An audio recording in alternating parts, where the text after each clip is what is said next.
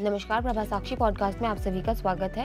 आज के इस पॉडकास्ट में बात करेंगे कि पीएम मोदी इन पोलैंड 45 सालों में पहली बार वर्सो में भारतीय प्रधानमंत्री। पीएम मोदी की पोलैंड यात्रा के मायने को यहाँ समझिए।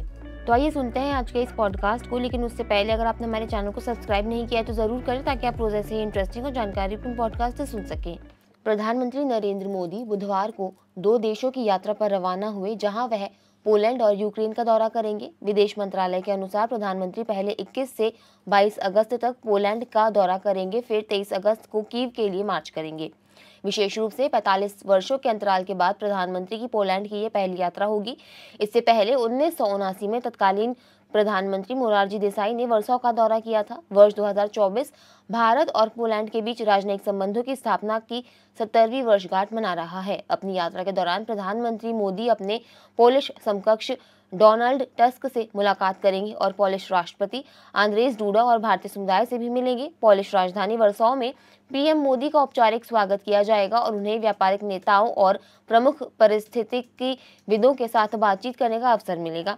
पीएम मोदी की पोलैंड यात्रा का एजेंडा। विदेश मंत्रालय ने भारत और पोलैंड के बीच सदियों पुराने संबंधों को याद करते हुए बताया कि कैसे पोलैंड ने 2022 में संघर्ष शुरू होने के बाद यूक्रेन से अपने छात्रों को निकालने में भारत की सहायता की थी।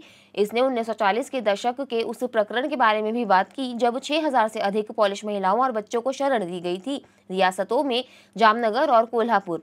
पोलैंड में भारतीय समुदाय की संख्या लगभग 25,000 है। इसमें लगभग 5,000 छात्र शामिल हैं।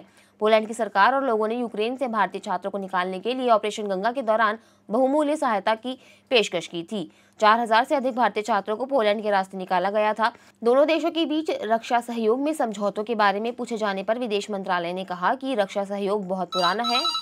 दोनों देशों के बीच रक्षा सहयोग में समझौतों के बारे में पूछे जाने पर विदेश मंत्रालय ने कहा कि रक्षा सहयोग बहुत पुराना है। हमारे पास रक्षा सहयोग पर एक समझौता है जिस पर 2003 में हस्ताक्षर किए गए थे। यूक्रेन को पीएम मोदी का संदेश। देश छोड़ने से पहले पीएम मोदी ने कहा कि वह द्विपक्षीय सहयोग को मजबूत करने और यूक्रेन में चल रहे संघर्ष के शांतिपूर्ण समाधान पर दृष्टिकोण साझा करने के अवसर की प्रतीक्षा कर रहे हैं। आज मैं पोलैंड गणराज्य और यूक्रेन की आधिकारिक यात्रा पर जा रहा हूं।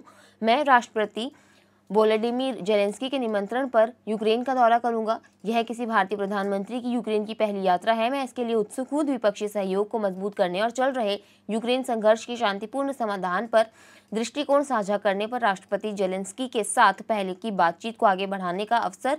एक मित्र और एक भागीदार के रूप में हम क्षेत्र में शांति और स्थिरता की शीघ्र वापसी की उम्मीद करते हैं। आज के लिए इतना ही। अगले पॉडकास्ट में किसी और मुद्दे पर देंगे आपको विस्तृत जानकारी। तब तक के लिए जुड़े रहें प्रभा साक्षी के साथ।